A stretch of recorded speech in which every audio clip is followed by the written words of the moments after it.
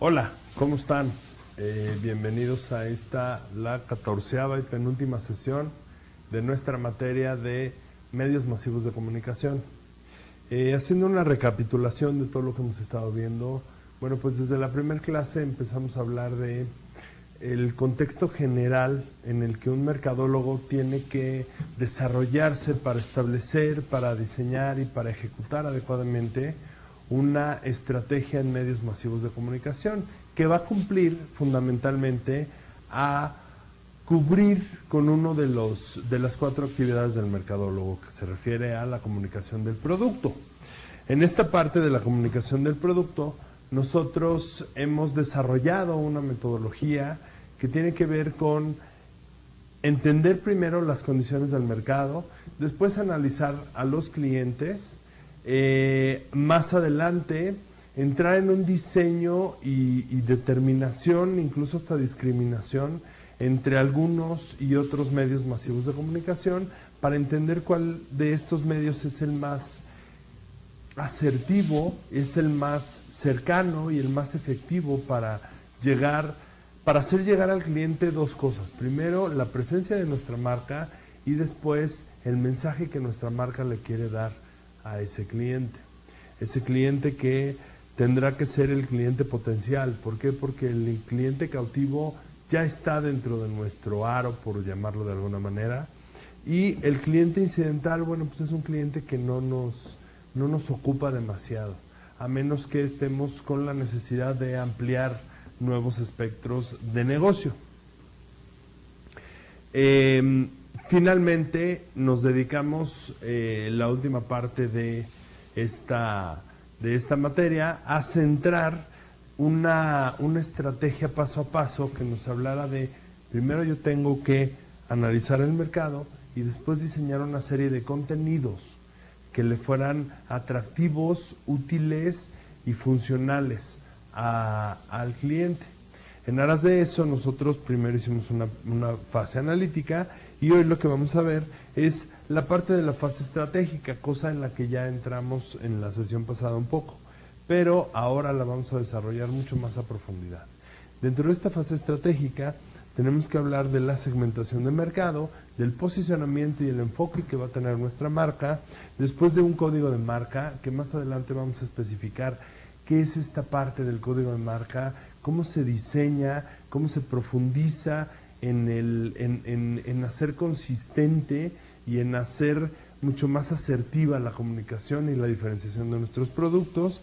Después un ejercicio que se hace en todas las agencias de comunicación, de publicidad, que se llama personificación de marca, donde nosotros vamos a asumir que nuestro producto o nuestro servicio es un ser humano para determinar las características físicas, sociales en las que viviría nuestro producto y eso nos va a ayudar muchísimo para encontrar los siguientes pasos: un buen eslogan, un vocero y finalmente un manual de fundamentos. La clase pasada ya hablamos un poquito de esta primera etapa de la segmentación del mercado. La resumo entre más profundo sea el ejercicio que tú hagas en la segmentación de tu mercado, va a ser mucho más fácil encontrarlo, venderle y hablar su idioma. El siguiente punto nos habla del posicionamiento. El posicionamiento es una palabra que durante los últimos tiempos ha sido prostituida, porque es una palabra que se puso muy de moda. Todo el mundo entendía que teníamos que posicionar nuestro producto dentro de un mercado. Y eso, visto desde la perspectiva actual del marketing, es totalmente falso y totalmente obsoleto. El posicionamiento no tiene que ver con la posición dentro de mi mercado. A eso se le conoce como participación del mercado. La participación del mercado es la parte de todo el pie que a mí me corresponde. Léase, si yo me dedicara a la industria del pan, seguramente el 80% del mercado lo ocuparían las panaderías, los señores en bicicleta que venden pan, etcétera, etcétera. El 10% lo ocuparían, no sé, establecimientos como el Globo y esto. Y el otro 10%, bueno, pues productos empaquetados. Eso me da una posición en el mercado. Eso me da una participación de todo el pie. Lo que significa que si yo vendo 100 piezas de pan dulce al día, y yo me dedico y esta es mi empresa,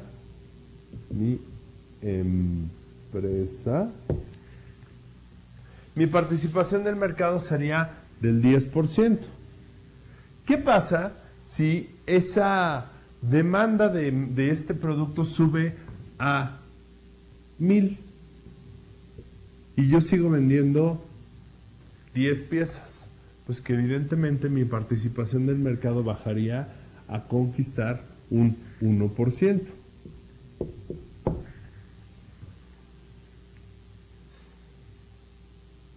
Con base en este raciocinio es que este término del posicionamiento del mercado fue malentendido y mal llevado.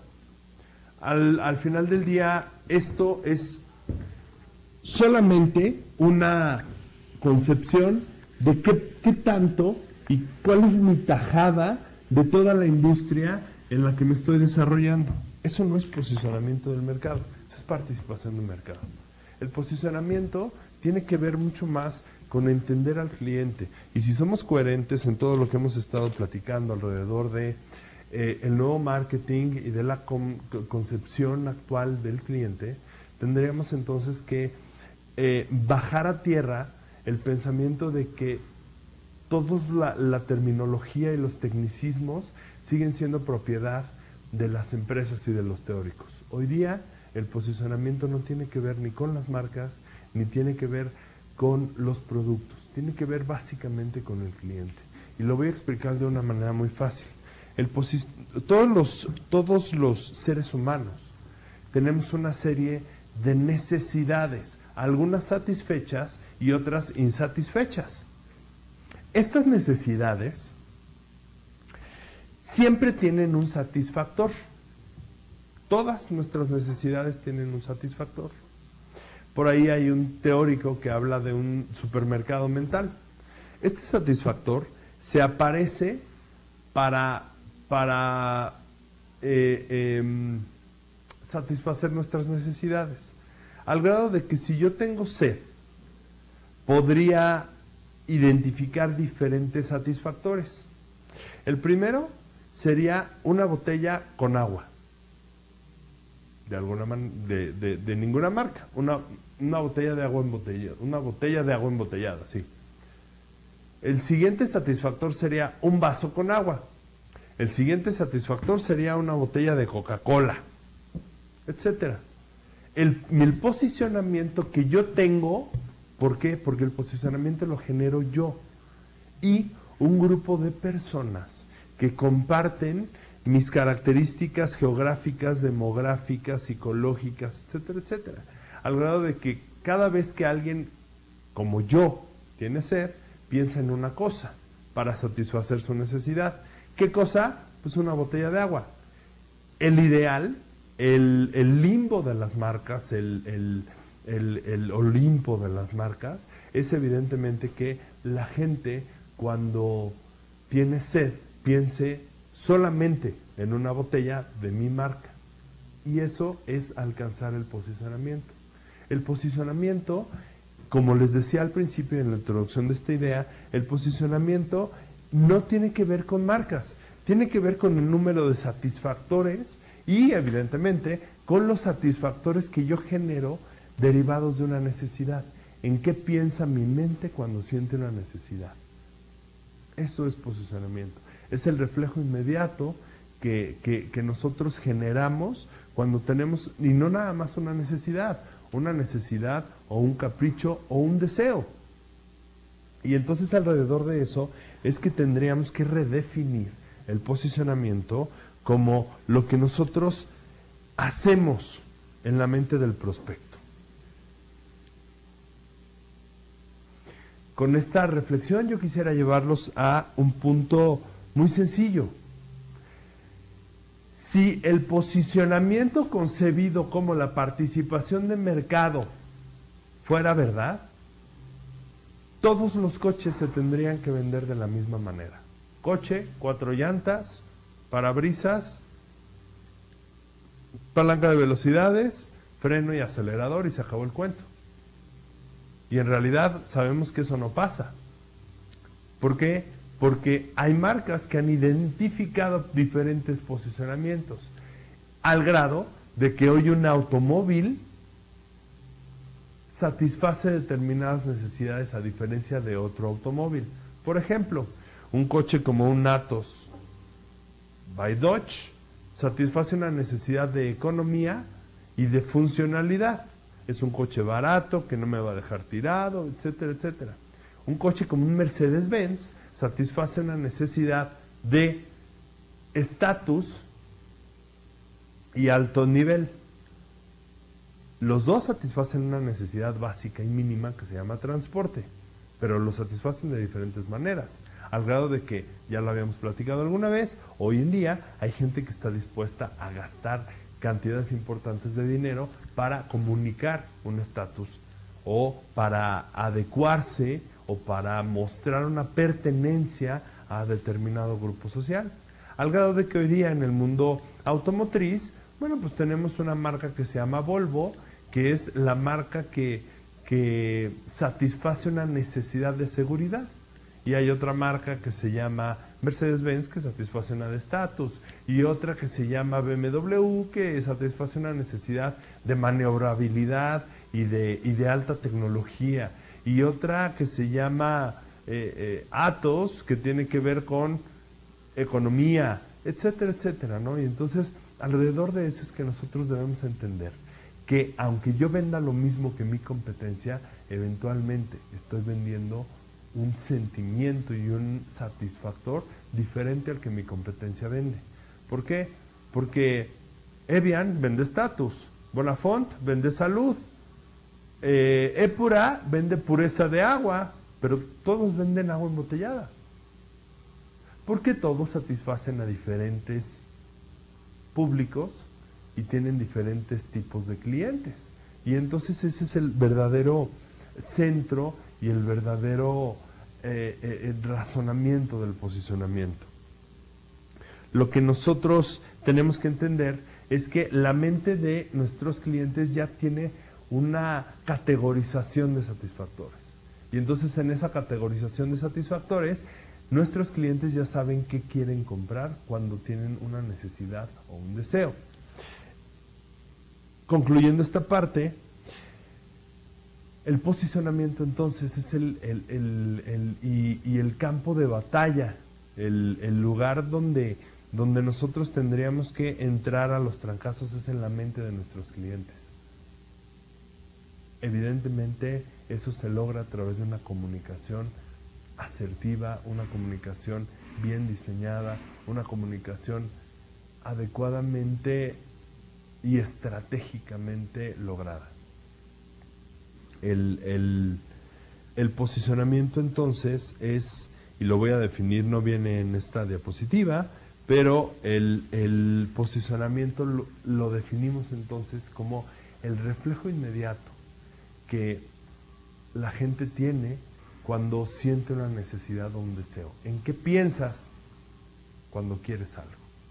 Eso es el posicionamiento. Evidentemente, lo que nosotros quisiéramos es que cada vez que alguien quisiera un coche, una botella de agua, viajar, comprarse una computadora, un reloj, ir a comer a algún lugar, lo primero en lo que pensaran sería mi marca. Incluso los seres humanos tenemos posicionamientos sin marcas. ¿Cómo es eso?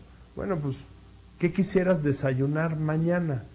Huevos revueltos con jamón. ¿De qué marca? No hay marca. Huevos revueltos con jamón que me hacen en mi casa o que yo preparo en mi casa. ¿Qué quieres cenar? Pues una sincronizada. ¿De qué marca? No, pues no hay marca. Quiero una sincronizada, quiero un taco. Eso es posicionamiento, el reflejo en el que pienso y el satisfactor inmediato a mis necesidades. Derivado de eso, también viene entonces lo que las empresas hacen para centrar sus esfuerzos. Y alrededor de eso es que nace este otro tema que se llama el enfoque. El enfoque es mi ventaja competitiva. ¿En qué me voy a hacer diferente, irrepetible? Y alrededor de eso, y antes de entrar a esta definición un poco más profunda, yo quisiera platicarles de que el enfoque tiene que ver inmediatamente con mi ventaja competitiva, con las cosas en las que soy mejor que nadie. Pero eso no implica que deje de competir y que mis productos dejen de contar con características competitivas en otras ventajas. Me explico. La ventaja competitiva es Volvo ofrece seguridad. Seguridad en automotriz. Tú te subes a un coche Volvo y es muy difícil que aunque choques, te pase algo. ¿Por qué? Porque Volvo es la marca que más investigación y que más valor le otorga a la seguridad. Eso no implica que los coches de Volvo tengan que ser feos. O sea, compite y tiene términos competitivos con diseño. Y que manejar un coche Volvo sea muy difícil. Entonces también está dentro de una media competitiva de maniobrabilidad y manejo. O que sean demasiado caros, o que sean demasiado caros de mantener, o que sean, etcétera, etcétera, ¿no? Todas estas cosas que alguna empresa usa como su diferenciación. Entonces, el enfoque es de todos estos términos competitivos en los que yo tengo que estar dentro de una media para sobrevivir dentro de un mercado, ¿cuál es el que yo voy a escoger para ser el mejor en la industria? Y entonces alrededor de eso, la reflexión importante es, no tienes que ser bueno en muchas cosas, tienes que ser bueno en una sola y comunicar que eres el mejor en esa cosa, al grado de decir, de todos los coches que hay en el mundo, el mío es el más seguro. De todos los refrescos que hay en el mundo, el mío es el más familiar.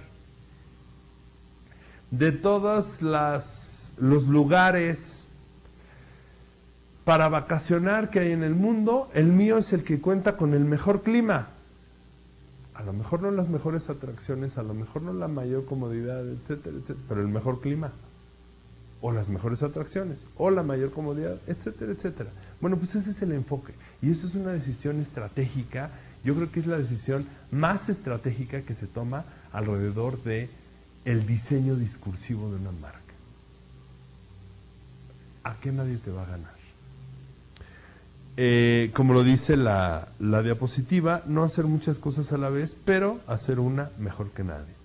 El que es bueno en una cosa, eventualmente, y ustedes analícenlo en la carrera de la gente o en algunos productos, el que se empieza a recargar en una fortaleza, eventualmente se vuelve especialista y eso provoca que se separe de su competencia.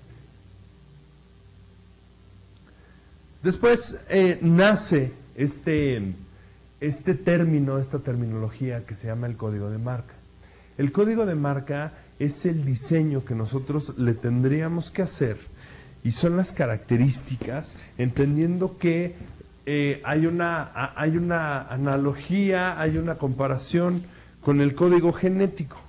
El código genético, el ADN, es el código genético que todos los seres humanos compartimos. Tenemos, pero no compartimos, perdón.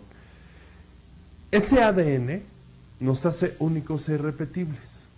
Ese ADN determina de qué color van a ser mis ojos, qué complexión voy a tener, si voy a tener propensión a alguna enfermedad o no, si mi tono de piel, mi manera de hablar, mi estatura, todo ese tipo de cosas se entremezclan para generar una persona única e irrepetible a lo largo de toda la humanidad.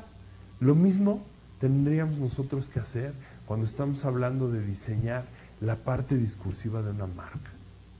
Tenemos que jugar a crear un código genético que vuelva única e irrepetible a mi marca. Eso entonces es denominado el código de marca. El código de marca es el ADN de la marca. Son las características por las que yo voy a conseguir, y ojo con esto, tiene que ver mucho con el ciclo de vida. Identificación, diferenciación y posicionamiento. Si lo comparamos con el código de vida, con el código de marca, perdón, con el ciclo de vida, entonces yo tendría que pensar que un buen código de marca me va a llevar de la mano a conseguir cada uno de estos pasos. Si mi código de marca está bien diseñado, cuando yo lanzo mi producto, voy a conseguir que la gente me identifique, y esa era la primera aspiración dentro de un ciclo de vida. Después, si estoy en crecimiento, la gente va a entender por qué soy diferente, y eso tiene que ver con crecimiento. Y finalmente, si estoy en madurez, voy a lograr posicionarme, voy a lograr ser el reflejo inmediato que la gente tenga, que la gente sienta, cuando esté ante una necesidad o un deseo o un capricho. Los consumidores asocian y establecen vínculos de ideas, experiencias y sentimientos. De eso se trata, de que nosotros llevemos al consumidor a través de nuestro código de marca, no nada más a satisfacer una necesidad básica de satisfacer el hambre, sino tendríamos que satisfacer una necesidad un poco más allá a través de sus experiencias, de que un momento de su vida se vea satisfecho, y de sus sentimientos, que tengan un sentimiento, una percepción y una identificación positivos con nuestra marca. Y ahí en nuestra diapositiva tenemos dos imágenes. ¿Qué tipo de sentimientos nos arrojan esas dos imágenes?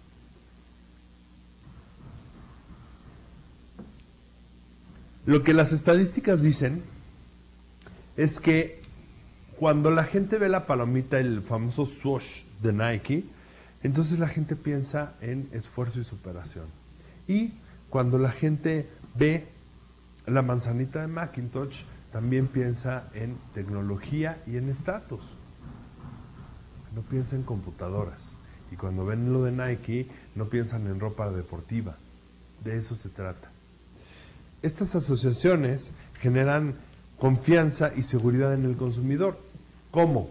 Pues sí, si yo logro llevarlos hacia una buena sensibilización y hacia una comunicación asertiva de quién soy, entonces la gente se va a sentir mucho más seguro al comprar mis productos. Y eso le va a reducir la diversidad de opciones, al grado de que tú te vuelvas la única opción. Hay mucha gente que piensa en comida rápida y dice inmediatamente McDonald's. Hay mucha gente que piensa en comida rápido y piensa en un taco de la calle. Los dos son y satisfacen un posicionamiento. Resulta también, en el peor de los casos, en 2 o 3 o 4 opciones de compra. Es decir, si yo no llego a posicionarme a través de un muy buen código de marca, lo que sí voy a lograr es que la gente me contemple como una de sus 2 o 3 o 4 opciones, no más. Y a eso le llamamos top of mind. Entrar en esa lista corta de marcas y no ser expulsado de ella es el objetivo. Para eso, entonces, nosotros diseñamos este término que se llama el código de marca, el ADN de la marca, que está compuesto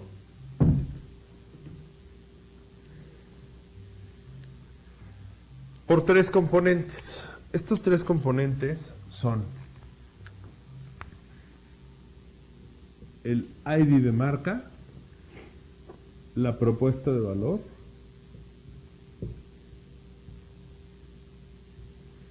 y el posicionamiento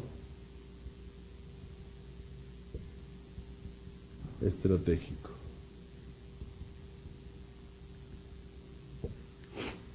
Los explico uno a uno. El ID de marca tiene que ver con la idea y mi enfoque de marca. ¿A qué nadie me va a ganar? El ID de marca es ese valor que yo le estoy ofreciendo a mi cliente. Es la identificación de marca. Nosotros en ese ID de marca tenemos que entender primero que generaremos una idea. Y después esa idea la vamos a comunicar a través de un mensaje identitario.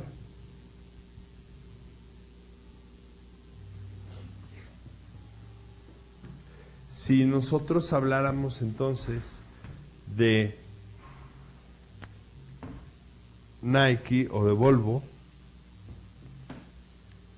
bueno, pues entonces tendríamos que hablar de que la idea es para Volvo seguridad. El mensaje identitario para Volvo es Save My Life. Volvo Saved My Life. O sea, me salvó la vida. O sea que no necesariamente yo tengo que comunicar mi idea expresamente. Puedo sugerir a través de eslogans, a través de frases, a través incluso de imágenes, y por eso es tan trascendente alinear este código de marca a nuestra estrategia en medios de comunicación. Yo puedo comunicar esa idea sin hablar, sin usar el idioma, a través de una foto, una escena, un coche, etcétera, etcétera, ¿no?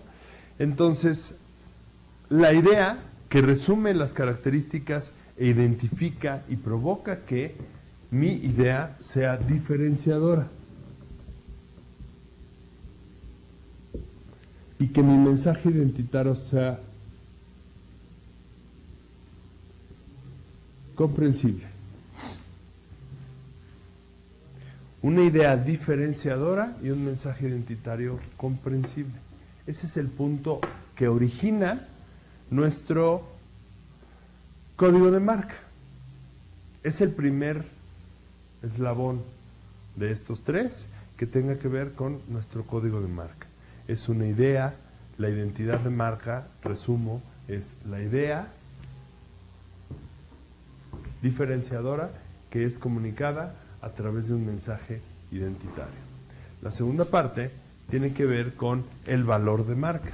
El valor de marca es el beneficio, la propuesta de valor de marca es el beneficio funcional y emocional que yo le estoy ofreciendo a mi cliente. ¿Cómo es eso? Bueno, pues el beneficio funcional es que todas las aguas embotelladas quitan la sed o hidratan. Ese es el beneficio funcional. El beneficio funcional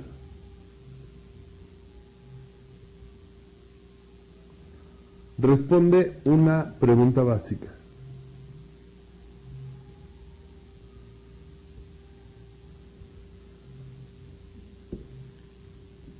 Y el beneficio emocional responde a otra pregunta.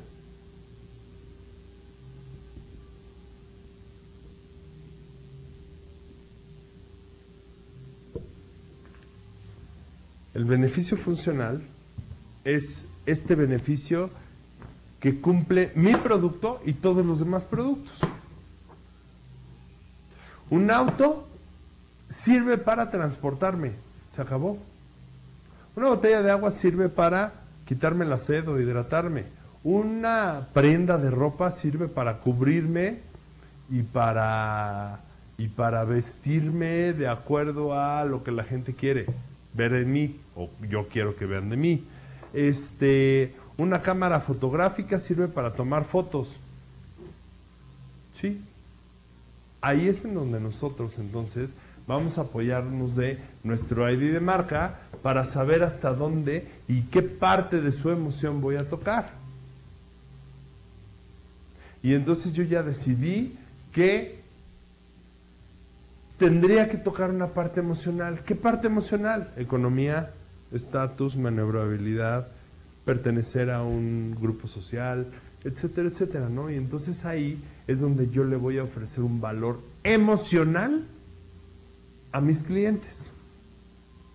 Al grado entonces de que la propuesta máxima de valor tendría que ser, aquí lo voy a poner, propuesta máxima de valor es igual a valor funcional más valor emocional.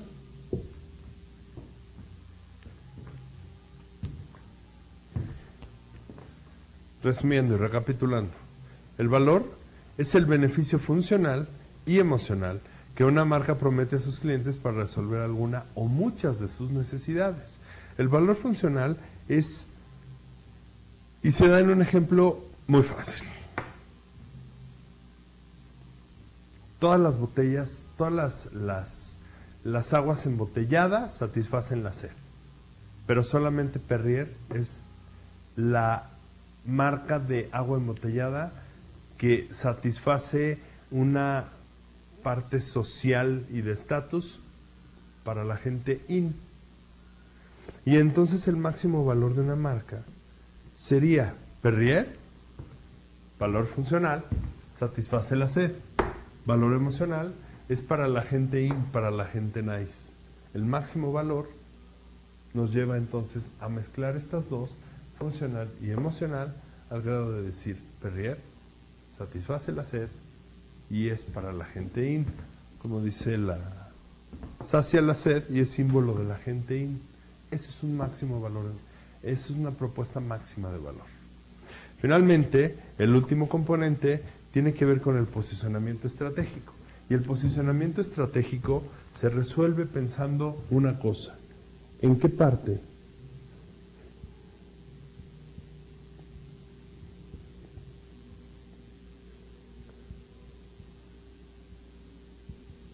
de la mente de mi cliente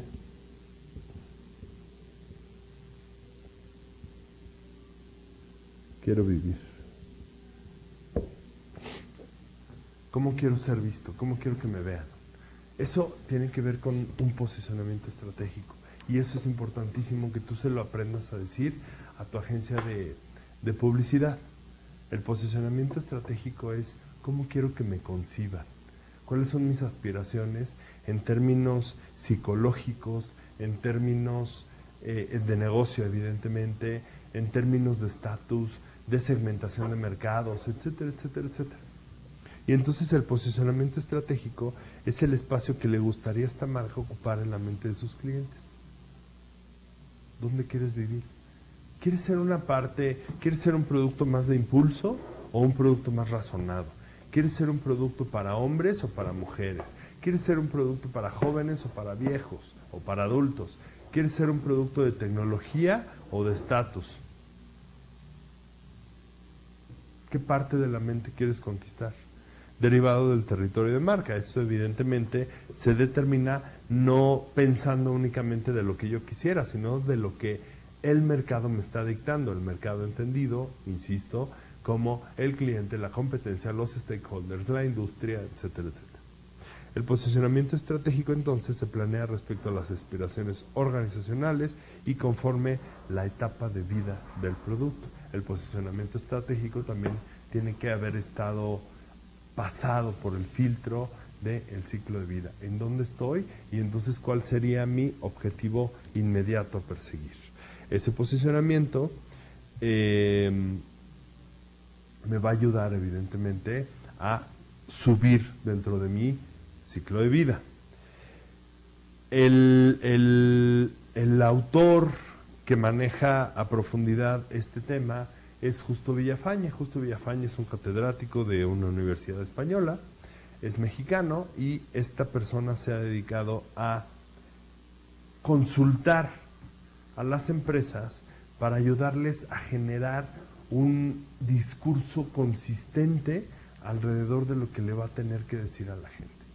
Y entonces él levanta dentro de uno de sus talleres un ejercicio que es el ejercicio que tienen en pantalla. Ese ejercicio es a los directores de las empresas les pide que diseñen y que con base en esta explicación que yo les acabo de dar, ellos determinen el código de marca de sus bancos. Y este fue el vaciado inicial.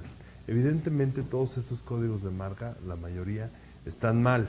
Solo hay uno que está bien. Yo les invito entonces a que lo analicen y que me digan, y bueno, pues que ustedes hagan la reflexión de cuál es el código de marca que está bien. ¿Por qué? Porque como lo dibujé en el pizarrón y como lo vimos allá, el código de marca es una entidad conjunta. No es algo que tenga que hacerse y verse por situaciones separadas. Es un diseño que une y que concibe todas las ideas discursivas de nuestra marca. Tenemos, por ejemplo, el primer banco que nos habla, que es BBVA Bancomer, que es, no me acuerdo, que es liderazgo y generación de valor. Hablamos, es el mensaje identitario.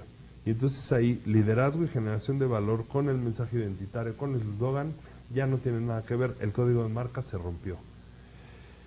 La propuesta de valor, calidad, descentralización, responsabilidad, innovación, eficiencia y seguridad, insisto,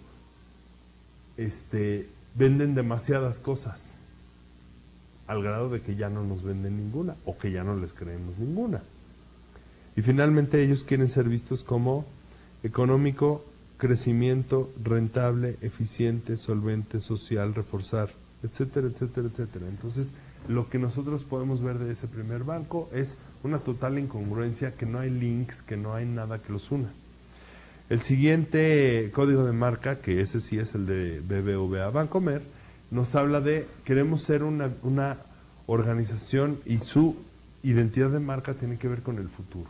Y entonces su eslogan, su ID, su mensaje identitario es adelante. ¿Ok? La propuesta de valor es liderazgo, importancia de las personas y futuro. Bueno, pues ya el liderazgo y la importancia de las personas ya sobró. Y finalmente quieren verse como un banco de personas para personas. ¿De personas o visionario? Y rompieron el código de marca. Finalmente hay uno que es el último ejemplo, que es el ejemplo que está correcto. Bancaja nos dice, cuidado del cliente. Ese es nuestro mensaje, esa es nuestra identidad de marca. Nosotros nos vamos a centrar en cuidar al cliente. El mensaje identitario es generar una idea de relación ganar-ganar, porque me interesa cuidarte, al grado de que si no es bueno para ti, no es bueno para nosotros. La propuesta de valor es eficacia. Eficacia, valor funcional, confianza, valor emocional. Y finalmente ellos se quieren ver como un banco que cuida eficazmente a sus clientes. Eso es un código de marca, que es coherente, que es sencillo, que es recordable y sobre todo que es un mensaje, que es un código de marca fácil de comunicar, fácil de hacerle llegar a nuestros clientes. Con eso entonces cerramos esta idea de código de marca. Esto es importante que ustedes lo aprendan a diseñar. No es fácil diseñarlo. Y entonces yo los invitaría a que hicieran un ejercicio donde pudieran determinar y hacer el camino de atrás hacia adelante. Ese camino de atrás hacia adelante es ver, por ejemplo, que Bimbo nos habla de con el cariño de siempre. Ese es su mensaje identitario. ¿Cuál será su identidad de marca? ¿Sabor? No. ¿Calidad? No. ¿Tradición? Su identidad de marca es tradición. Y entonces ellos generan pan de buena calidad, hablan mucho tiempo de la calidad de su pan y de la frescura y todo eso, pero no es a lo que se centran. Ese es el valor funcional. El valor emocional, pues el pan tradicional mexicano. Y entonces si hacemos este análisis de atrás hacia adelante, vamos a entender cada vez más este diseño y esta aplicación de la metodología del código de marca. Una vez que nosotros ya tenemos diseñado esta parte del código de marca, tendríamos que entrar en determinar quién va a comunicar y cómo va a comunicar y qué características tiene el que va a comunicar el mensaje hacia mis clientes. Y entonces esto nos lo dice y lo resuelve un ejercicio que se hace en las agencias. que se llama personificación de marca. Esa personificación de marca es muy sencilla. Es una cosa que tiene que ver con orientar a facilitar la definición y el establecimiento del discurso mercadológico. Esto que yo ya diseñé desde mi segmentación hasta mi código de marca, bueno, pues nos tendría que, y lo tendríamos que vertir en una personificación de marca, asumiendo que nuestro producto, aunque sea un tangible o un intangible, una cosa, llevarlo a ser un ser humano. Y entonces este ser humano tendría que contar con diferentes características. Esas características son las características geográficas, las demográficas, etcétera, etcétera. Y aquí quisiera hacer un gran paréntesis y énfasis en un punto importante. Personificar la marca no es segmentar la marca. Segmentar la marca es escoger a quién le vas a vender. Personificar la marca es escoger quién eres tú. Si yo segmentara mi marca y yo me dedicara a ser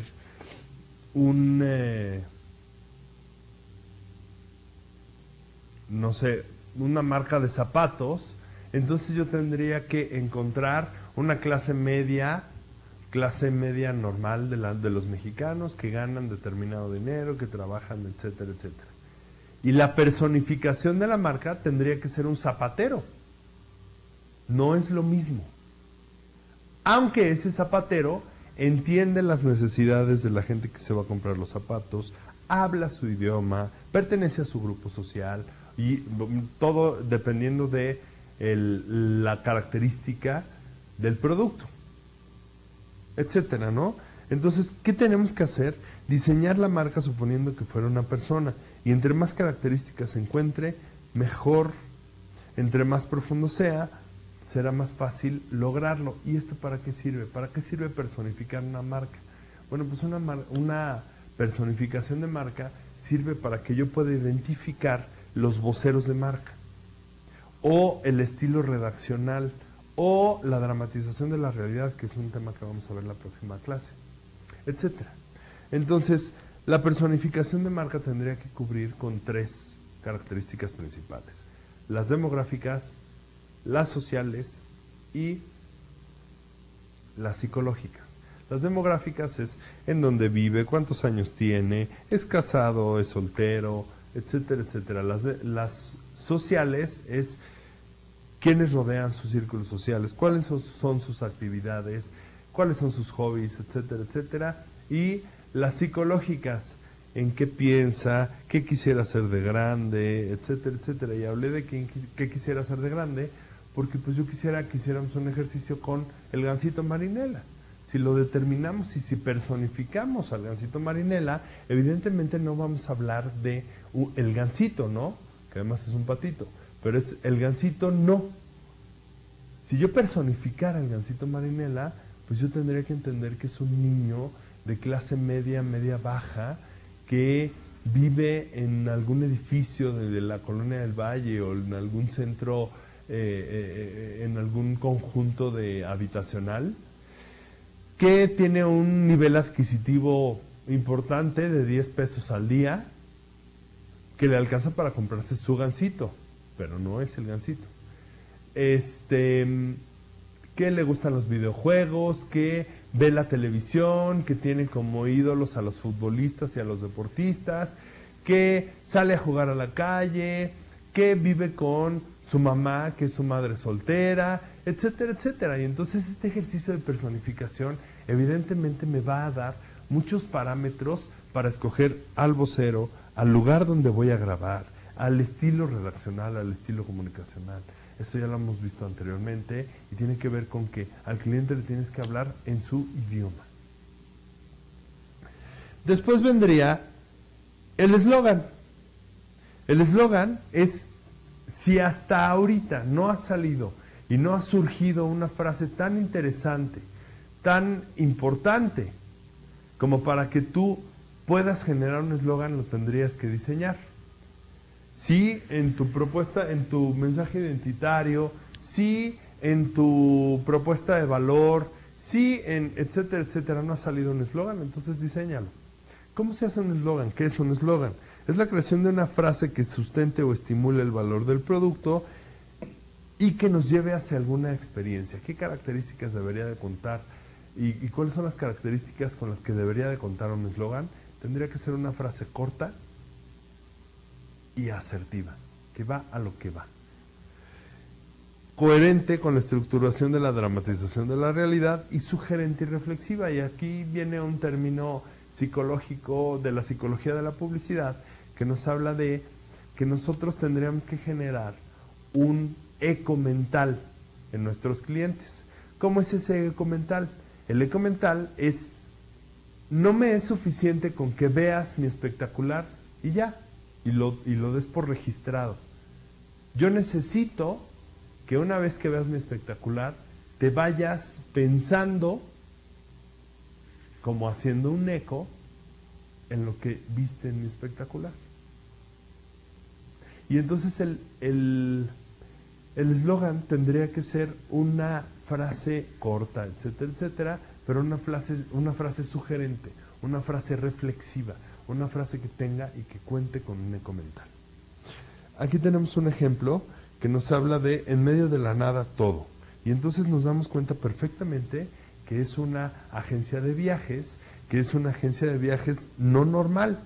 Es una agencia de viajes que se dedica al turismo de naturaleza. O sea que no vamos a encontrar lujos.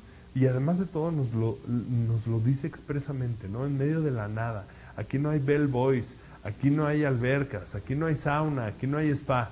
Aquí no hay nada, pero te voy a llevar a un todo donde tú vas a encontrar la satisfacción plena de este escenario para la gente que le gusta el turismo de naturaleza. Alrededor de eso es que nosotros, este es el nivel de reflexión que tendríamos que llevar para diseñar nuestro eslogan. Después viene la personificación de la marca, el vocero. El vocero es la persona que yo voy a escoger para que le comunique a mi cliente mi mensaje. Esto es una de las partes más importantes y más trascendentes dentro de una campaña publicitaria.